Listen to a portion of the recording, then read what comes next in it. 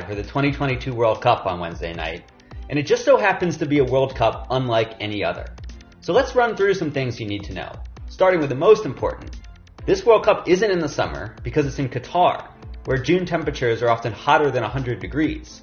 So FIFA moved it to November and December, meaning we won't have the vibrant block parties and massive outdoor gatherings in public squares that you might remember from past World Cups. This one will begin on November 21st, and in fact, there's a 25% chance that the first US game is on Thanksgiving Day. We'll learn the US schedule and opponents this Friday, a little afternoon Eastern Time, at the World Cup draw. The qualified teams will be sorted into 8 groups of 4. The US is seeded in Pot 2, meaning it should be favored to advance from its group, especially if it draws Qatar from Pot 1 instead of Brazil, France, Argentina, or another powerhouse. The US obviously will not be considered a favorite or even a contender to actually win the World Cup, but it could be a semifinal dark horse. This is the youngest team in international soccer, bar none.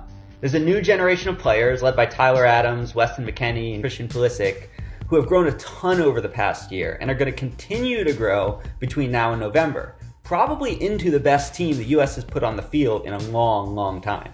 But of course, the Americans are still a step below the true contenders. That list starts with Brazil, which went undefeated throughout qualifying. It scored 40 goals and only conceded 5 against some really tough South American opposition. Argentina also looks more solid and coherent than it has at past World Cups. But the rest of the contenders are European. There's France, the defending champs, and Germany, the 2014 champs, and Spain, the 2010 champs. Italy, the 2006 winners, failed to qualify again, but Portugal, Belgium, and England will be strong. The field, though, is wide open, and even a more unheralded team like Denmark, or Mexico, or the US could make a run.